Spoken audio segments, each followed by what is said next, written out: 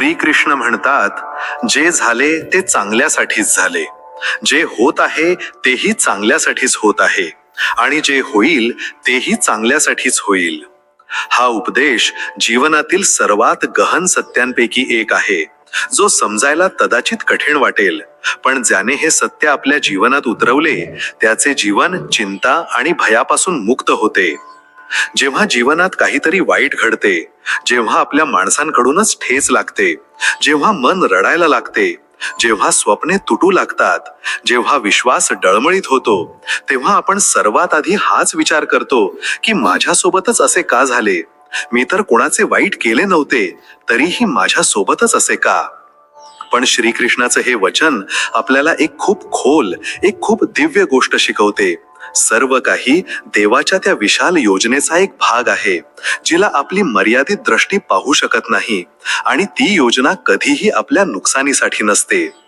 समजा एखाद्याने खूप मेहनतीने रात्रंदिवस एक करून एखाद्या परीक्षेची तयारी केली आणि तरीही तो अयशस्वी झाला. त्या क्षणी असे वाटते की सगळी मेहनत वाया गेली, भविष्य अंधारमय झाले आणि आयुष्यात आता काहीच उरले नाही. पण तेच अपयश काही वर्षांनंतर त्याला अशा मार्गावर घेऊन जाते जिथे तो आणखी मोठे कार्य करू शकतो, जे कदाचित त्या परीक्षेत यशस्वी होऊन तो कधीच करू शकला नसता. तर मग ते अपयश खरोखरच नुकसान होते की ते एक वळण होते, जे देवाने त्याला अधिक चांगली दिशा देण्यासाठी दिले होते? जीवनातील घटनांना केवळ आपल्या वर्तमानाच्या दृष्टिकोनातून पाहणे ही आपली सर्वात मोठी चूक आहे. आपण एका विशाल वस्त्रपटाचा केवळ एक छोटासा धागा पाहू शकतो, पण तो विणणाऱ्याला माहीत असते की कोणता धागा कुठे जुळून एक सुंदर रचना तयार करणार आहे. श्रीकृष्णाचा हा उपदेश आपल्याला हे समजावतो की आपल्या जीवनातील घटना केवळ आपल्या दृष्टिकोनातून वाईट किंवा चांगल्या नसतात, तर त्या न दिसणाऱ्या योजनेचा भाग असतात, जिला केवळ देवच पाहू शकतो.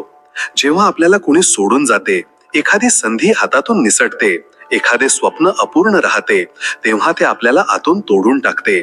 आपण त्या व्यक्तीशिवाय किंवा त्या संधीशिवाय आपल्या जीवनाची कल्पनाही करू शकत नाही.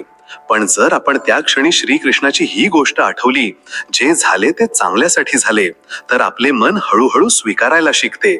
आणि जेव्हा मन स्वीकारायला शिकते, तेव्हा तीच नकाराची वेदना हळूहळू शांतीमध्ये बदलू लागते.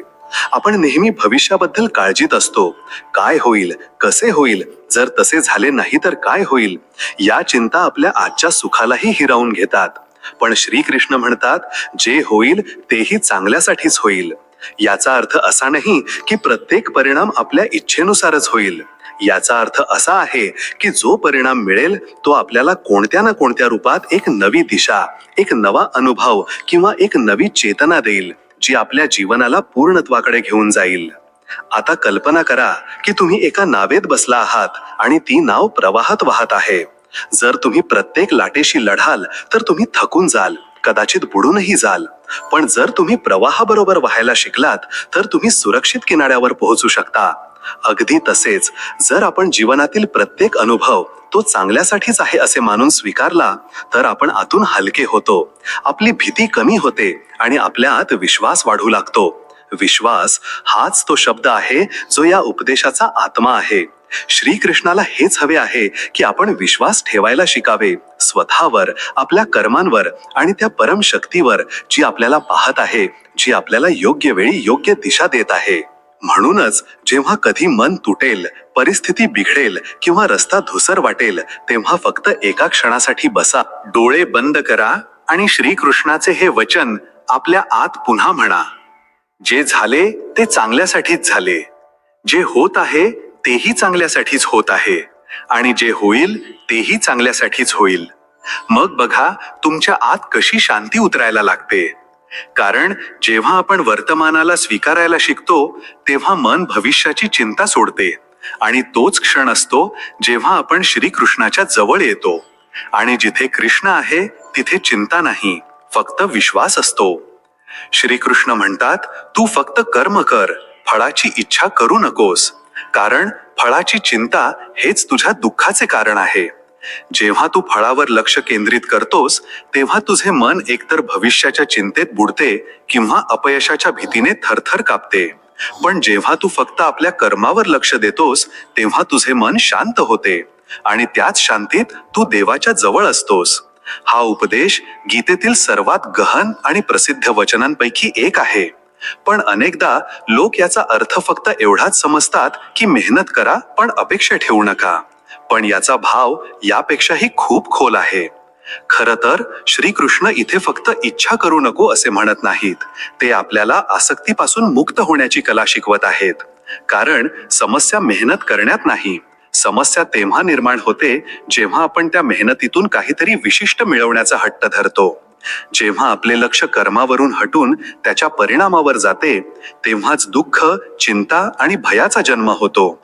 समजा तुम्ही एक रोप लावले, तुम्ही माती तयार केली, बी पेरले, वेळेवर पाणी दिले. हे तुमचे कर्म आहे. आता तुम्ही दररोज त्या बीजाकडे पाहून विचार करू लागता, हे कधी मोठे होईल, किती फळे देईल. जर फळे आली नाहीत तर माझी मेहनत वाया जाईल का?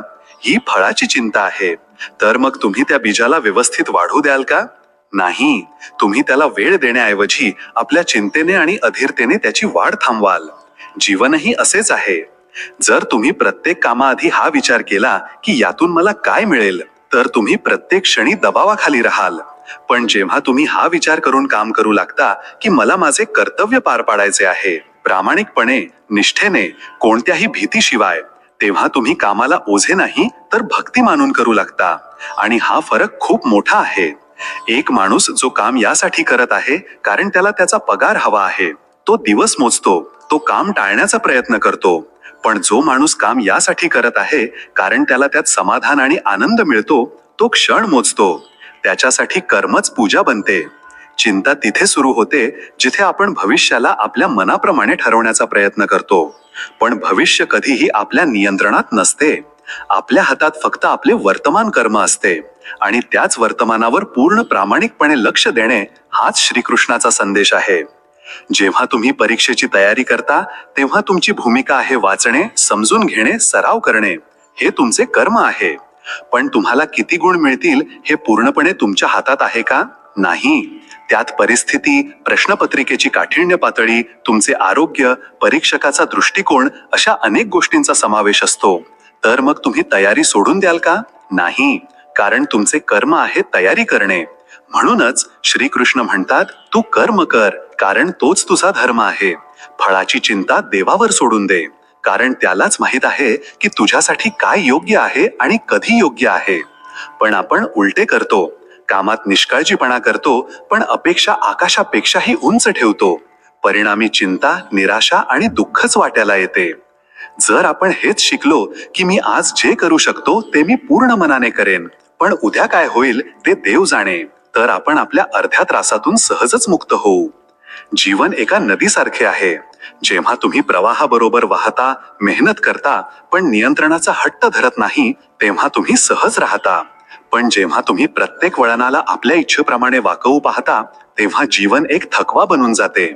म्हणूनच जेव्हाही मन विचारेल मला काय मिळेल, तेव्हा तुम्ही हसून म्हणा, मला समाधान मिळेल, कारण मी माझे कर्म केले आहे. बाकी त्या देवावर सोडून दिले आहे जो सर्व काही पाहत आहे. बस हेच आहे श्रीकृष्णाच्या शिकवणीचे सार. कर्म करा, पण स्वतःला कर्माचे मालक समजू नका. फळाची इच्छा सोडून दिली तर जीवनातून भीती, चिंता आणि निराशा आपोआप नाहीशी होतील. श्रीकृष्ण म्हणतात, हे शरीर नश्वर आहे, पण आत्मा अमर आहे. ज्याचा जन्म होतो तो एक दिवस मरतो, पण आत्मा ना कधी जन्माला येतो ना कधी मरतो. ना त्याला आग जाळू शकते, ना पाणी भिजवू शकत नाही, ना वारा सुकवू शकतो. तो शाश्वत आहे, अजन्म आहे, अविनाशी आहे. जेव्हा अर्जुन युद्धभूमीवर आपल्या प्रियजनांना, गुरुजनांना आणि नातेवाईकांना पाहून विचलित झाला, जेव्हा त्याचे धनुष्य हातातून सुटू लागले, तेव्हा श्रीकृष्णाने हेच सत्य त्याच्या समोर ठेवले की ज्या देहाला पाहून तू दुःख आणि मोहात बुडत आहेस, तो देह तर एक दिवस नष्ट होईल, पण ज्यांच्यासाठी तू रडत आहेस तो आत्मा तर कधीच मरू शकत नाही. याच उपदेशात जीवनातील सर्वात खोल शांती लपलेली आहे. मृत्यूचे भय कशासाठी, जेव्हा खरा मी कधीच मरू शकत नाही. आपल्यापैकी बहुतेक लोक आपल्या शरीरालाच स्वतः मानून बसतात. मी सुंदर आहे, मी म्हातारा होत आहे, मी आजारी आहे, मी मरेन, या सर्व गोष्टी शरीराच्या पातळीवरच्या आहेत, आत्म्याच्या नाहीत. पण श्रीकृष्ण आपल्याला आठवण करून देतात की आपण हे शरीर नाही, आपण ती चेतना आहोत जी या शरीरात राहत आहे. अगदी तसेच जसे कोणी व्यक्ती एखाद्या घरात राहते. जसा एखादा कपडा जुना झाला की आपण तो बदलून टाकतो, अगदी तसेच आत्मा जेव्हा एखादे शरीर सोडतो तेव्हा तो नवीन शरीर धारण करतो. आता विचार करा, कपडे बदलल्यामुळे कोणी कधी दुःखी होते का? नाही, कारण आपल्याला माहित आहे की कपडा ही बाहेरची गोष्ट आहे, खरा मी तर तोच आहे जो तो घालत आहे. मग जेव्हा आत्मा शरीर बदलतो तेव्हा आपण का घाबरतो, का रडतो? कारण आपण शरीरालाच सर्व काही मानून घेतो. याच भ्रमामुळे जीवनातील प्रत्येक मृत्यू आपल्याला तोडून टाकतो. आपल्या जवळची एखादी व्यक्ती निघून गेल्यावर आपण हाच विचार करतो की ती व्यक्ती निघून गेली, ती आता राहिली नाही. पण श्रीकृष्ण आपल्याला हे समजवतात की ती व्यक्ती जी तुमच्या जवळ होती, जी तुमच्यावर प्रेम करत होती, जी तुमच्या भावना समजत होती, ती आत्म्याच्या रूपात आजही आहे, फक्त शरीर रूपात नाही. जेव्हा ही गोष्ट हृदयात उतरते तेव्हा मृत्यूचे भय हळूहळू शांत होते. मृत्यू हा जीवनाचा अंत नाही, तो तर एक बदल आहे, एका अवस्थेतून दुसऱ्या अवस्थेत जाणे. ज्याप्रमाणे सूर्य मावळतो पण दुसऱ्या दिवशी पुन्हा उगवतो, त्याचप्रमाणे आत्मा एका शरीरातून निघून दुसऱ्या जीवनाकडे जातो. आता याचा अर्थ असा नाही की मृत्यूमुळे दुःख होणार नाही, पण ही समज असल्यामुळे त्या दुःखात एक संतुलन येते. आपण फक्त रडत नाही तर आतमध्ये एक शांतीही राहते की तो आत्मा आजही कुठे ना कुठे आहे आणि एक दिवस पुन्हा भेट होईल. आणि जेव्हा आपण आपल्या मृत्यूचा विचार करतो तेव्हाही हे ज्ञान आपल्याला भीतीपासून मुक्त करते. कारण आपल्याला हे समजू लागते की माझे अस्तित्व केवळ या शरीरापुरते मर्यादित नाही, माझे अस्तित्व खूप खोल आहे, खूप स्थायी आहे आणि तोच मी खऱ्या अर्थाने आहे. जसा एखादा गायक गाणे गातो तेव्हा तो आवाज येतो आणि निघून जातो, पण तो गायक तर तिथेच असतो. त्याचप्रमाणे आत्मा अनेक शरीरांच्या माध्यमातून आपले गीत गात राहतो, अनुभव घेत राहतो, पण तो स्वतः कधीही संपत नाही.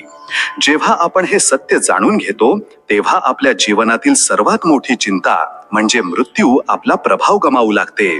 मग आपण प्रत्येक क्षण अधिक प्रेमाने, अधिक समर्पणाने आणि अधिक जागरूकतेने जगू लागतो. कारण जे खरे आहे ते कधीच नष्ट होऊ शकत नाही आणि जे नष्ट होऊ शकते ते कधी खरे होतेच नाही. हेच आत्मज्ञान श्रीकृष्ण आपल्याला युद्धभूमीवर देतात, जेणेकरून आपण मोह, दुःख आणि भयापलीकडे जाऊन आत्म्याच्या स्तरावर जगायला शिकू. आणि जेव्हा हे ज्ञान जीवनात उतरते तेव्हा मृत्यू सुद्धा केवळ एक दरवाजा वाटतो, अंत नाही. आणि आत्मा जो आपण खऱ्या अर्थाने आहोत तो शांत, स्थिर आणि निर्भय होतो. श्रीकृष्ण म्हणतात, जेव्हा मन विचलित असते तेव्हा निर्णयात गोंधळ होतो, पण जेव्हा मन स्थिर असते तेव्हा आतूनच मार्ग दिसू लागतो. चिंता तुझ्या विवेकाला झाकून टाकते, पण जो स्वतःला शांत करतो त्याच्यासाठी प्रत्येक आव्हान एक संधी बनते. चिंता हा शब्द जितका छोटा आहे त्याचा परिणाम तितकाच व्यापक आणि विनाशकारी असतो. आपण सर्वांनी अनुभवले आहे की जेव्हा जीवनात एखादी अडचण येते, परीक्षेचा दबाव, नात्यांमधील दुरावा, भविष्याबद्दल भीती किंवा एखाद्या निर्णयाबद्दल गोंधळ, तेव्हा आपले मन वावटळीसारखे फिरू लागते आणि या वावटळीचे नाव आहे चिंता. श्रीकृष्ण आपल्याला आठवण करून देतात की ही चिंता, ही वारंवार विचार करण्याची सवय, हा जर असे झाले तर काय, हा हट्ट खऱ्या समाधानाचा भाग नाही, उलट ती समस्येला आणखी गुंतागुंतीचे बनवते. जेव्हा अर्जुन युद्धभूमीवर उभा होता तेव्हा तो चिंतेत बुडाला होता. तो विचार करत होता, जर मी आपल्या माणसांना मारले तर पाप लागेल, जर नाही मारले तर धर्माचे रक्षण कोण करेल. ही चिंता इतकी खोल होती की त्याचे शरीर कापू लागले, धनुष्य सुटले. पण तेव्हा श्रीकृष्णाने त्याला म्हटले, मनाला शांत कर, कारण जोपर्यंत तू चिंतेत आहेस तोपर्यंत तू योग्य निर्णय घेऊ शकत नाहीस. हीच गोष्ट आपल्या सर्वांच्या जीवनातही लागू होते. आपण अनेकदा विचार करत राहतो, जर नोकरी मिळाली नाही तर, जर ती व्यक्ती परत आली नाही तर, जर मी हे पाऊल उचले आणि काहीतरी चुकीचे झाले तर. आणि या विचारांच्या साखळीत अडकून आपण कोणतेही पाऊल उचलू शकत नाही.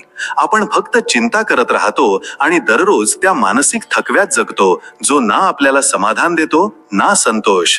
पण विचार करा, चिंतेने कधी कोणता मार्ग काढला आहे का? जर तुम्ही एखाद्या अंधाऱ्या खोलीत बसला असाल आणि भीतीमुळे फक्त विचार करत राहिलात की बाहेर कसे पडायचे, तर तुम्ही बाहेर पडू शकता का? नाही. जोपर्यंत तुम्ही उठून भिंती चाचपडणार नाही, दरवाजा शोधणार नाही, तोपर्यंत तुम्ही त्याच अंधारात राहाल. अगदी तसेच चिंता आपल्याला जिथे आहोत तिथेच रोखून ठेवते, पण निर्णय आपल्याला पुढे नेतो. आणि निर्णय कसा घेतला जातो? जेव्हा मन शांत असते. मन कसे शांत होते? जेव्हा आपण विचार करण्यापेक्षा स्वीकारायला शिकतो. हे स्वीकार करा की प्रत्येक परिस्थितीत पूर्ण स्पष्टता मिळणार नाही, तरीही पाऊल उचलावे लागेल. हे स्वीकार करा की प्रत्येक निर्णयात पूर्ण खात्री असणार नाही, तरीही विश्वास ठेवावा लागेल. हे स्वीकार करा की प्रत्येक रस्ता आधीच दिसणार नाही, तरीही चालावे लागेल. जेव्हा तुम्ही चिंता बाजूला ठेवून म्हणाल, आता जे काही होईल मी माझ्या विवेकाने आणि धैर्याने निर्णय घेईन, तेव्हाच तुम्ही आतून मुक्त होऊ शकाल. जसे नदीच्या लाटा शांत झाल्याशिवाय ती स्थिर दिसत नाही, त्याचप्रमाणे मनाचे कंपन थांबल्याशिवाय जीवनाची दिशा स्पष्ट होत नाही. तर पुढच्या वेळी जेव्हा मन गोंधळात असेल, जेव्हा आतमध्ये गोंगाट सुरू असेल, तेव्हा फक्त एक क्षण थांबा, एक दीर्घ श्वास घ्या, डोळे बंद करा आणि स्वतःला विचारा, ही चिंता मला समाधानाकडे घेऊन जात आहे की फक्त आणखी गुंतवत आहे? जर उत्तर गुंतवत आहे असे आले, तर समजून जा, आता विचार शांत करण्याची आणि निर्णय घेण्याची वेळ आली आहे. कारण जीवनात जो काही बदल येतो तो चिंतेने नाही तर निर्णयाने येतो. आणि निर्णय तेव्हाच योग्य दिशेने असतो जेव्हा मन शांत असते, स्थिर असते आणि तो आतून येतो. भीतीने नाही, घाईने नाही, दुसऱ्यांच्या सांगण्यावरून नाही, तर आपल्या अंतरात्म्याच्या आवाजातून. आणि तोच क्षण असतो जेव्हा आपण श्रीकृष्णाच्या त्या मार्गावर चालू लागतो जिथे भीती नसते, फक्त धैर्य, विवेक आणि साहस असते. आणि जिथे प्रत्येक निर्णय आपल्याला त्या दिशेने घेऊन जातो जिथून जीवन सोपे, स्पष्ट आणि सामर्थ्यवान होते. श्रीकृष्ण म्हणतात, मनुष्य आपल्या विश्वासाने घडतो. जसा तो विश्वास ठेवतो तसाच तो बनतो. जर तो स्वतःला दुर्बळ मानत असेल तर जगातील कोणतीही शक्ती त्याला शक्तिशाली बनवू शकत नाही. पण जर त्याने आपल्या आतल्या सामर्थ्यावर विश्वास ठेवला तर त्याला कोणीही रोखू शकत नाही. हा उपदेश श्रीमद भगवद्गीतेतील त्या अमर वचनांपैकी आहे, जो प्रत्येक युगाला, प्रत्येक पिढीला आणि प्रत्येक माणसाच्या जीवनाला खोलवर स्पर्श करतो. प्रत्येक माणसामध्ये काहीतरी करण्याची, काहीतरी बनण्याची, काहीतरी मिळवण्याची शक्ती असते, पण त्या शक्तीला जागृत करण्याची किल्ली फक्त एकच आहे, विश्वास. विश्वास म्हणजेच आपल्या आत हा ठाम भाव ठेवणे की मी करू शकतो. आता हे ऐकायला खूप साधे वाटते, पण जीवनातील सर्वात मोठ्या समस्या याच एका गोष्टीच्या कमतरतेमुळे सुरू होतात, स्वतःवरील विश्वासाची कमतरता. जेव्हा एखादे लहान मूल पहिल्यांदा चालायला शिकते तेव्हा ते पडते, पुन्हा उठते, पुन्हा पडते, पण ते थांबत नाही. कारण त्याच्या आत हा स्वाभाविक विश्वास असतो की मला चालायचे आहे. पण जसजसे आपण मोठे होतो तसतसे आपण अपयशाला घाबरू लागतो. लोक काय म्हणतील याची भीती वाटू लागते. वारंवार हाच विचार करतो, जर मी हरलो तर? हेच विचार आपल्याला आपल्या खऱ्या शक्तीपासून दूर नेतात. आपली हार आपली परिस्थिती ठरवत नाही, तर आपला विश्वास ठरवतो की आपण जिंकणार की नाही. समजा कोणी गिर्यारोहक डोंगरावर चढत आहे. रस्ता कठीण आहे, उंची भीतीदायक आहे, श्वास फुलतो आहे. पण जर त्याच्या आत विश्वास असेल की मी या शिखरापर्यंत पोहोचू शकतो, तर तो प्रत्येक अडचणीला तोंड देत पुढे जातो. आणि जर त्याने विचार केला की मी हे करू शकणार नाही, तर तो अर्ध्या रस्त्यातूनच परत येतो. मग फरक कुठे होता? परिस्थितीत नाही, तर विश्वासात. जगात कितीतरी महान व्यक्तिमत्वे झाली, मग ते स्वामी विवेकानंद असोत, अब्दुल कलाम असोत किंवा महात्मा गांधी असोत, या सर्वांमध्ये एक गोष्ट समान होती, त्यांनी परिस्थितीने नाही तर आपल्या विश्वासाने स्वतःला घडवले. स्वामी विवेकानंदांनी म्हटले होते, जर तुमचा स्वतःवर विश्वास नसेल तर देवावर विश्वास ठेवणे व्यर्थ आहे. कारण देव सुद्धा त्याचीच मदत करतो जो आधी आपल्या आतल्या शक्तीला ओळखतो. आता जरा विचार करा, जेव्हा आपण स्वतःला वारंवार म्हणतो की मी अयशस्वी आहे, मी कमजोर आहे, मी नशिबाचा मारलेला आहे, तेव्हा आपले मन सुद्धा त्याच दिशेने विचार करू लागते. आपले विचार आपल्या सवयी बनतात, सवयी आपली कर्मे बनतात आणि तीच आपल्या जीवनाची दिशा ठरवतात. तर जेव्हाही तुम्ही कोणत्याही अडचणीत असाल, मग तो परीक्षेचा ताण असो, नोकरीची अडचण असो किंवा नात्यांमधील वादळ असो, सर्वात आधी आपल्या मनाला हे सांगणे बंद करा की मी हे करू शकत नाही.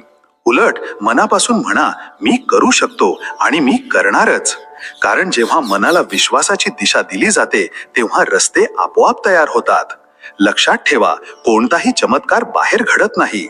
खरा चमत्कार तेव्हा घडतो जेव्हा एखादा माणूस आपल्या आतल्या भीती, शंका आणि कमजोरीच्या पलीकडे जाऊन म्हणतो, आता काहीही हो, मी पुढे जाणार. आणि तिथूनच त्याचे नवे आयुष्य सुरू होते. तुम्ही काय आहात हे जग तुम्हाला काय म्हणते यावर अवलंबून नाही. तुम्ही काय आहात हे फक्त यावर अवलंबून आहे की तुम्ही स्वतःला काय मानता. म्हणूनच आपल्या आतला विश्वास कधीही मरू देऊ नका. कारण जोपर्यंत तुमच्या आत हा आवाज जिवंत आहे, मी करू शकतो, तोपर्यंत जगातील कोणतीही शक्ती तुम्हाला रोखू शकत नाही. श्रीकृष्ण म्हणतात, क्रोधाने मोहित होऊन मनुष्य आपला विवेक गमावतो. क्रोधाने भ्रम उत्पन्न होतो. भ्रमामुळे स्मृतीचा नाश होतो. स्मृती नष्ट झाल्यावर बुद्धी नष्ट होते आणि बुद्धी नष्ट होताच मनुष्य पतनाच्या दिशेने जातो. हा उपदेश केवळ गीतेचा एक श्लोक नाही, तर मानवी मनाचे केलेले एक अचूक विश्लेषण आहे.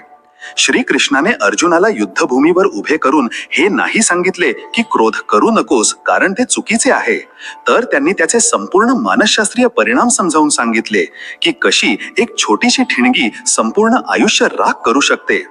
क्रोध माणसाची ती स्थिती दर्शवतो जिथे तो परिस्थितीवरचे नियंत्रण गमावतो. पण श्रीकृष्णाने क्रोधाला केवळ एक भावनिक प्रतिक्रिया नाही, तर विनाशाची सुरुवात म्हटली आहे. चला हे टप्प्याटप्प्याने समजून घेऊया. जेव्हा आपण एखाद्या गोष्टीवर रागावतो तेव्हा सर्वात आधी आपल्या विचारांवर परिणाम होतो. आपण कोणत्याही गोष्टीकडे शांत मनाने पाहू शकत नाही. आपण आपला दृष्टिकोन मर्यादित करून टाकतो. फक्त मी जे विचार करत आहे तेच बरोबर आहे, बाकी सर्व चुकीचे आहे. हाच असतो भ्रम. आणि या भ्रमाच्या स्थितीत आपण आपल्याच आठवणी विसरून जातो की कोणाशी कसे वागायचे, कोणाचे आपल्या जीवनात काय स्थान आहे किंवा आपण स्वतःला कोणत्या दिशेने नेण्याचा निर्णय केला होता. जेव्हा ही स्मृती पुसली जाते तेव्हा आपला विवेक म्हणजेच बुद्धीही काम करणे बंद करते. आता आपण फक्त रागात बोलतो, निर्णय घेतो आणि वागतो, पण त्यावेळी आपण हे पाहू शकत नाही की आपण आपल्या जीवनाची मुळे कापत आहोत. जसे एखादे झाड आपल्या फळांवर रागावून आपली फांदी कापू लागेल, अगदी तसेच आपण करतो जेव्हा रागात आपल्या माणसांना दुखावतो. आता विचार करा, तुम्ही कधी रागात आपल्या जवळच्या व्यक्तीला असे काही बोलला आहात जे तुम्ही मनापासून म्हटले नव्हते, पण त्या एका क्षणाच्या शब्दांनी त्या नात्यात असे विष कालवले की वर्षांची जवळीकही संपून गेली. नंतर पश्चाताप होतो, पण तोपर्यंत खूप उशीर झालेला असतो. श्रीकृष्ण याच उशिरापासून आपल्याला वाचवू इच्छितात. ते आपल्याला हे सांगत नाहीत की क्रोध कधीच येणार नाही. ते हे शिकवत आहेत की क्रोध येण्याआधी स्वतःला ओळखा आणि क्रोध आल्यानंतर स्वतःला सावरा.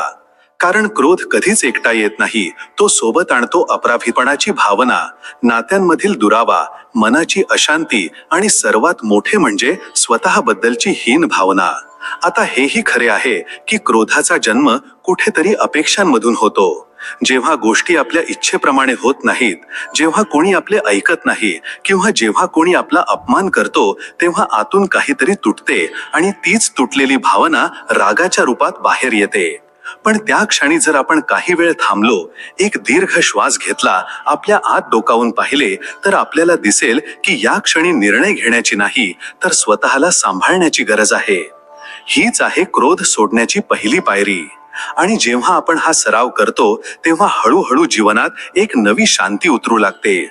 मग कोणी काहीही म्हणो, कोणी काहीही करो, तुम्ही आपल्या शांतीपासून डगडगत नाही, कारण तुम्ही हे समजून घेतले आहे की क्रोध करून तुम्ही दुसऱ्यांना नाही तर स्वतःलाच नुकसान पोचवत आहात. क्रोधावरील उपाय म्हणजे दुसऱ्यांना बदलणे नाही, तर आपल्या आत स्थिरता निर्माण करणे आहे. हेच श्रीकृष्णाचे अचूक मार्गदर्शन आहे की जर जीवनात शांतता हवी असेल, नात्यांमध्ये गोडवा हवा असेल आणि आत्म्यात स्थिरता हवी असेल, तर क्रोधाला समजून घ्या आणि हळूहळू त्याचा त्याग करा. कारण जो आपल्या क्रोधावर विजय मिळवतो तोच खऱ्या अर्थाने विजेता असतो. श्रीकृष्ण म्हणतात, जे झाले ते विसरून जा, जे मिळेल त्यावर विश्वास ठेव आणि जे करत आहेस ते पूर्ण श्रद्धेने कर. हा उपदेश जितका सोपा वाटतो तितकाच तो आपल्या संपूर्ण आयुष्याला खोलवर स्पर्श करतो. माणसाचे मन अनेकदा भूतकाळातील घटनांमध्ये अडकून राहते. जे हरवले, जे चुकले किंवा जे व्हायला हवे होते ते झाले नाही, या गोष्टींमध्ये आपला वर्तमान काळही बुडून जातो आणि याच गोंधळात आपण येणाऱ्या उद्याची शक्यताही गमावून बसतो. आता विचार करा, जर एखादा शेतकरी शेतात बी पेरण्याआधी या चिंतेत पडला की गेल्या वर्षीचे पीक का खराब झाले होते किंवा पुढच्या वर्षी पाऊस व्यवस्थित होईल की नाही, तर तो या वर्षीच्या शेतीवर लक्ष देऊ शकेल का? नाही ना. अगदी तसेच जेव्हा आपण होऊन गेलेल्या कालच्या हारीत किंवा उद्या येणाऱ्या किंतेत हरवून जातो, तेव्हा आपला आज व्यर्थ जातो. जे झाले ते विसरून जा, याचा अर्थ असा नाही की अनुभव पुसून टाका, तर याचा अर्थ असा आहे त्या अनुभवांचे ओझे वाहू नका. त्यांचे ज्ञान आपल्यासोबत ठेवा, पण पश्चातापाचे विष पिऊ नका. लक्षात ठेवा, होऊन गेलेला काल आता बदलता येत नाही, पण वर्तमानाला योग्य दिशा देऊन भविष्याला नक्कीच सावरता येते. जे मिळेल त्यावर विश्वास ठेव, म्हणजे जीवनाप्रती एक सहज श्रद्धा ठेवा. जीवन एक प्रवास आहे आणि या प्रवासात प्रत्येक वळणावर आपल्याला काही ना काही शिकायला मिळते. जर आपण हे मानले की जे काही होईल ते आपल्याला पुढे नेण्यासाठीच होईल, तर मग चिंता, भय आणि शंकेला काहीच स्थान उरत नाही. हाच विश्वास माणसाला कठीण काळातही टिकून राहण्याची ताकद देतो. जसा एका नाविकाला हा विश्वास असतो की लाटा कितीही उंच असल्या तरी किनारा कुठेतरी नक्कीच मिळेल, तसाच विश्वास आपणही आपल्या जीवनाप्रती ठेवला पाहिजे. जे करत आहेस ते पूर्ण श्रद्धेने कर, हाच उपदेश जीवनाचे सार आहे. अनेकदा लोक काम करतात पण त्यांचे लक्ष दुसरीकडेच असते, एकतर होऊन गेलेल्या कालच्या अपयशात किंवा उद्या येणाऱ्या शंकांमध्ये. अशा वेळी कर्म केवळ एक ओझे बनून जाते. पण जेव्हा आपण आपले कार्य श्रद्धेने, समर्पणाने, पूर्ण मनाने करतो, तेव्हा तेच कर्म पूजा बनते, साधना बनते. मग परिणाम काहीही असो, मन समाधानी असते, कारण आपण आपल्या बाजूने कोणतीही कसर सोडलेली नसते. पाहिले तर हा उपदेश आपल्याला काळाच्या तिन्ही प्रवाहांबद्दल, म्हणजेच भूतकाळ, भविष्यकाळ आणि वर्तमान काळाबद्दल योग्य दृष्टिकोन देतो. होऊन गेलेल्याला सोडून द्या, येणाऱ्यावर विश्वास ठेवा आणि जो आज आहे त्यातच संपूर्ण मनाने गुंतून राहा. कारण जेव्हा आपण आजला पूर्णपणे जगतो, कोणत्याही पश्चातापाशिवाय, कोणत्याही भीतीशिवाय, तेव्हा जीवन केवळ सोपेच होत नाही, तर शांतीनेही भरून जाते. हाच तर आपल्या सर्वांचा शोध आहे, एक असे जीवन ज्यात खंत नसेल, भीती नसेल आणि मनात पूर्णतेचा अनुभव असेल. हाच उपदेश त्या खऱ्या स्वातंत्र्याकडे घेऊन जातो, जिथे आपण आपल्याच मनाचे बंद दरवाजे उघडायला शिकतो. आणि जेव्हा आतल्या या बंद खिडक्या उघडतात, तेव्हा बाहेरचा अंधारही हळूहळू प्रकाशात बदलू लागतो. म्हणूनच जे झाले त्याला जाऊ द्या, जे होईल त्यावर विश्वास ठेवा आणि जे करत आहात ते आपल्या संपूर्ण अस्तित्वाने जगा. हेच ते संतुलन आहे जे प्रत्येक माणसाला स्थिरता आणि आंतरिक शांतीकडे घेऊन जाते. श्री कृष्ण म्हणतात, जो व्यक्ती सुख आणि दुःखाला समान मानून जगतो, तोच खऱ्या अर्थाने शांती प्राप्त करतो. जो आनंद आल्यावर उन्मादात जात नाही आणि जो संकटात खचून जात नाही, तोच आत्म्याच्या खऱ्या स्वरूपाला जाणू शकतो. माणसाचे जीवन एका नदीसारखे आहे. कधी तिचा प्रवाह मधुर असतो, कधी उग्र, कधी ती मंद वाऱ्या वाहते, तर कधी वादळी लाटांशी आदळते. पण जो व्यक्ती या प्रवाहात आपले संतुलन टिकवून ठेवतो, तोच शांत असतो. श्रीकृष्णाचा हा उपदेश आपल्याला याच संतुलनाकडे घेऊन जातो. साधारणपणे आपण विचार करतो की शांती म्हणजे दुःखाचा अभाव, पण श्रीकृष्णाने जे सांगितले आहे ते त्यापेक्षा खूप खोल आहे. त्यांनी शांतीला दुःखापासून दूर राहण्याशी नाही, तर सुख आणि दुःख या दोन्हींना समान दृष्टीने पाहण्याच्या कलेशी जोडले आहे. कल्पना करा, जेव्हा आपल्याला एखादी खूप प्रिय वस्तू मिळते, जसे मोठे यश, नवे नाते किंवा समाजात प्रशंसा, तेव्हा आपले मन उड्या मारू लागते. आपण त्याला धरून ठेवू इच्छितो, ते कुठे हरवून जाईल की काय या भीतीने ग्रासले जातो. त्याचप्रमाणे जेव्हा एखादे दुःख येते, आपल्या जवळच्या व्यक्तीचा वियोग, पैशाचे नुकसान, अपमान, तेव्हा आपण खचून जातो, स्वतःला दोष देतो आणि जीवनाला शाप देऊ लागतो. या दोन्ही स्थिती, मग त्या अत्याधिक सुखाच्या असोत किंवा अत्याधिक दुःखाच्या, आपल्या मनाची शांती हिरावून घेतात. आणि श्रीकृष्ण हीच चेतावणी देतात की जर मन तराजूच्या काट्याप्रमाणे स्थिर नसेल, तर आपण कधीच आत्मज्ञानाकडे किंवा स्थायी सुखाकडे जाऊ शकत नाही. आता विचार करा, एखादी व्यक्ती जिला जीवनाने खूप सुख दिले, पण जेव्हा दुःख आले तेव्हा ती पूर्णपणे विखरून गेली. तिचे ज्ञान, तिची मेहनत, तिचे प्रेम सर्व काही गवताच्या काडीप्रमाणे उडून गेले. हे खरे संतुलन आहे का? नाही. खरे संतुलन ते आहे जे जीवनाच्या प्रत्येक परिस्थितीत आपल्या मूळ स्वभावात स्थिर राहते. एक साधे उदाहरण घेऊया. समुद्रालाच बघा.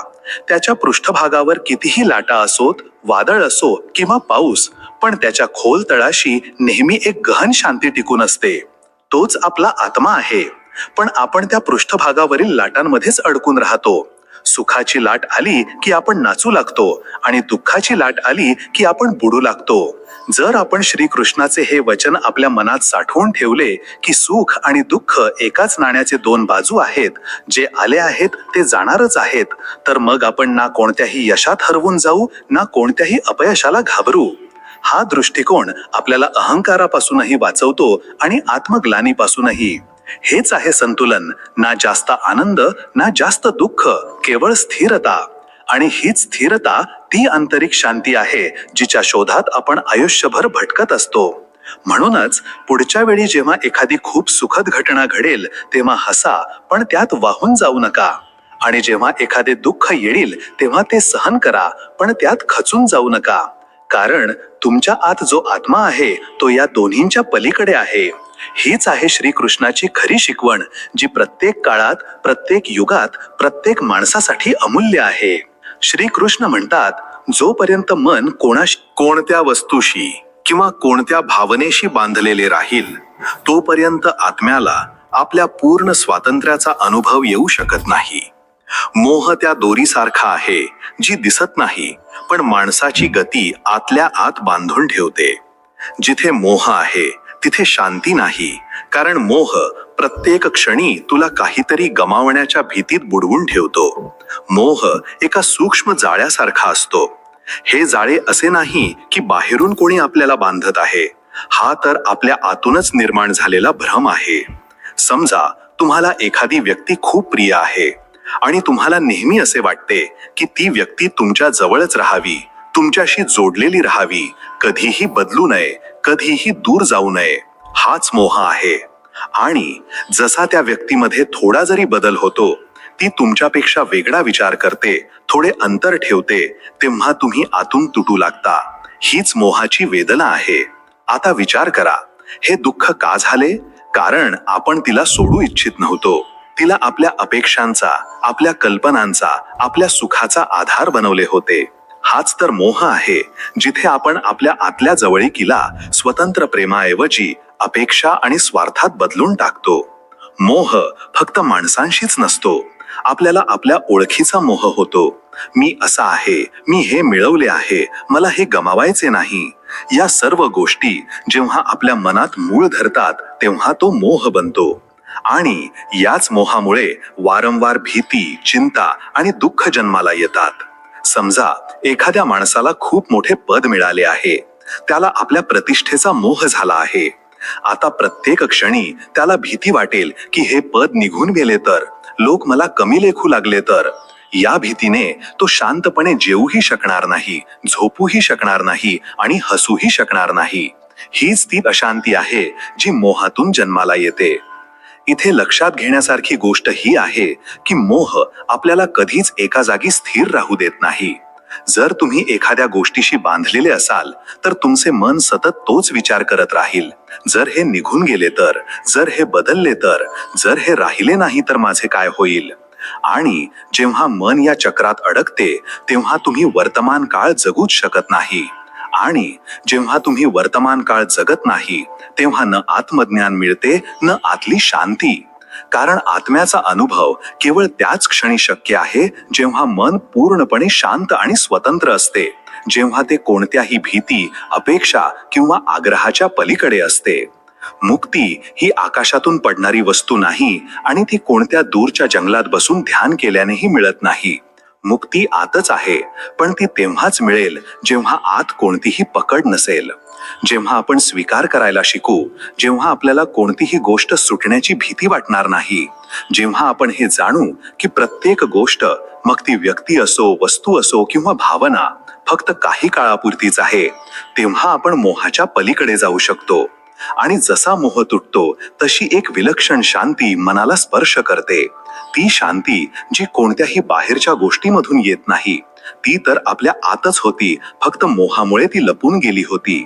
म्हणूनच म्हटले आहे, मोह सोडा तेव्हाच मुक्ती मिळेल. कारण मोह आहे तर चिंता आहे, मोह आहे तर भीती आहे, मोह आहे तर गोंधळ आहे.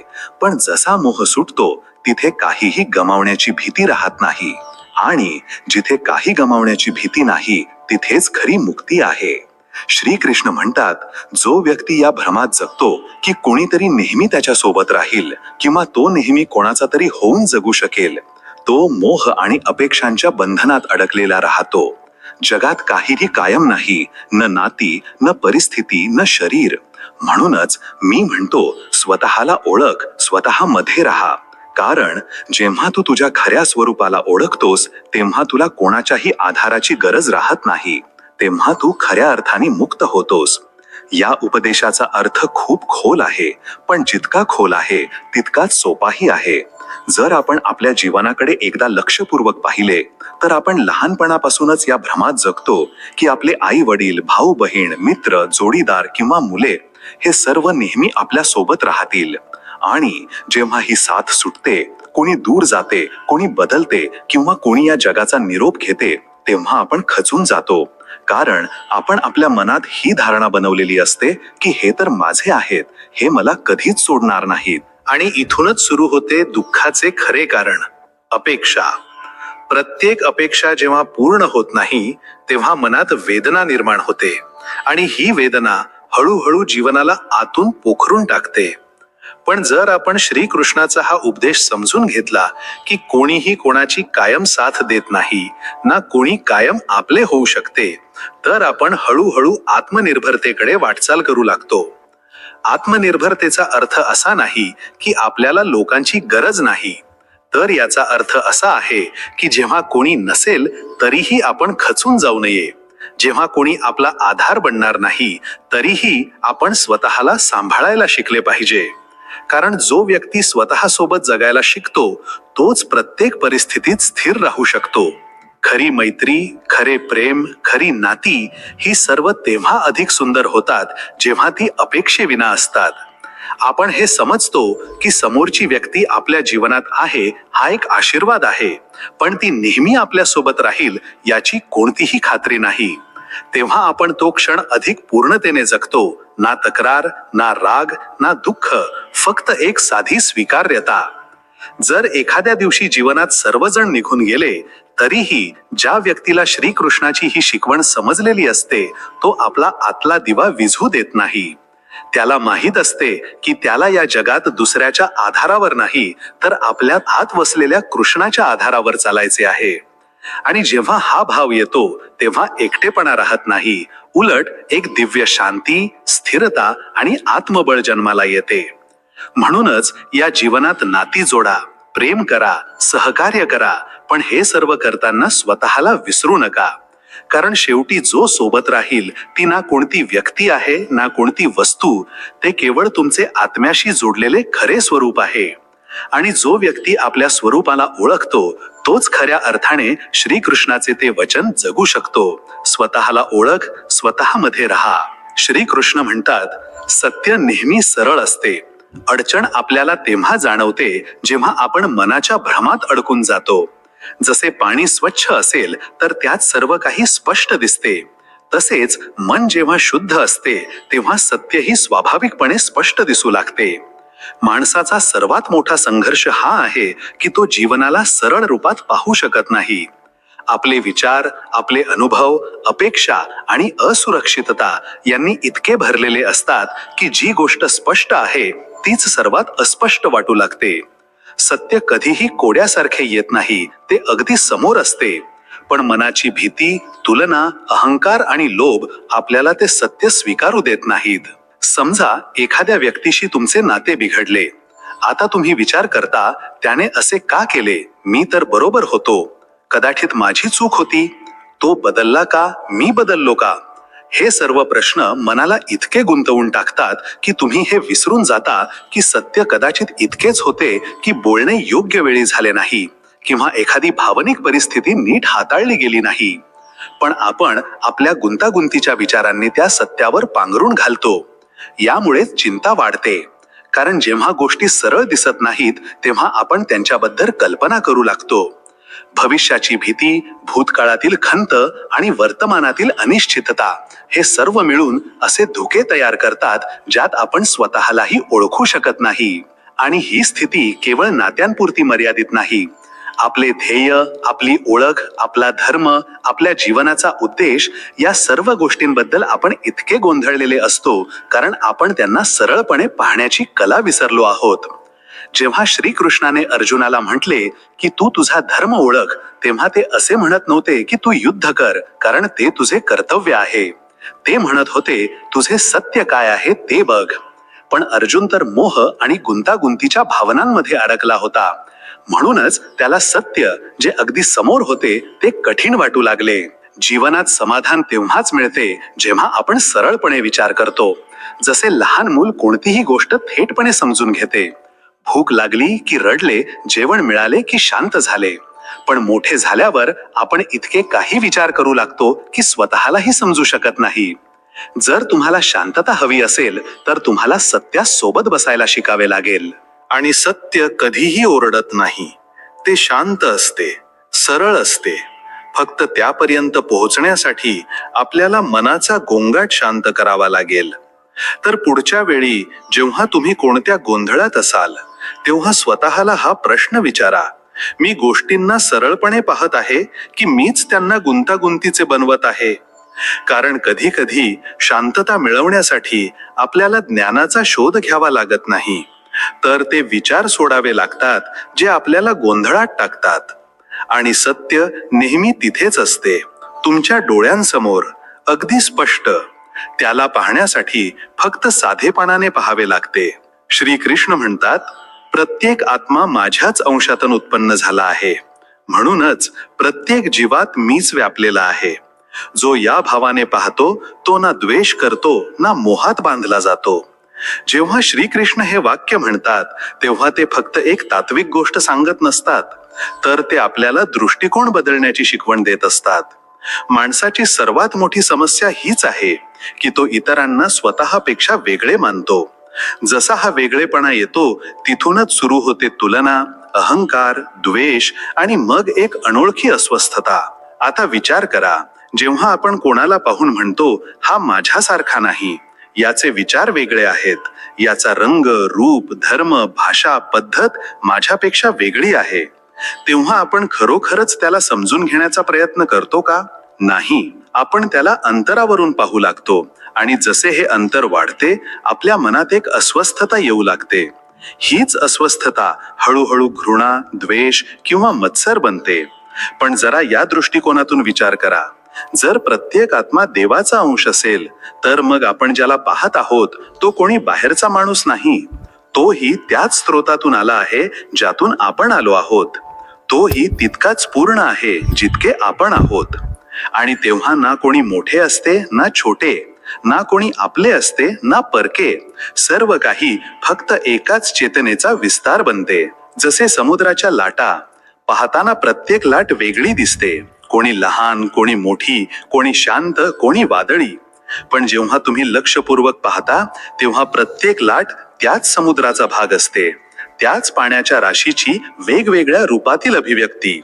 त्याचप्रमाणे प्रत्येक जीव, प्रत्येक आत्मा एकाच परमसत्याच्या वेगवेगळ्या लाटा आहेत. रूप वेगळे आहेत, भावना वेगळ्या आहेत, पण आत्मा तोच आहे, देवाचा अंश. म्हणूनच जेव्हा आपण कोणाकडे पाहतो आणि त्यात स्वतःपेक्षा वेगळे काही पाहू लागतो तेव्हा आपण स्वतःलाच त्या पूर्णतेपासून तोडत असतो.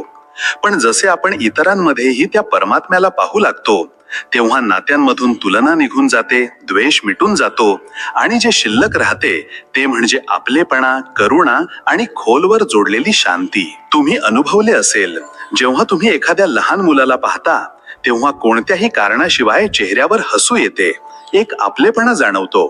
ते यासाठी नाही की ते मूल आपल्याला ओळखते किंवा आपण त्याला, तर ते यासाठी की आपण त्याच्यात कोणताही कपट पाहत नाही, कोणतंही अंतर पाहत नाही.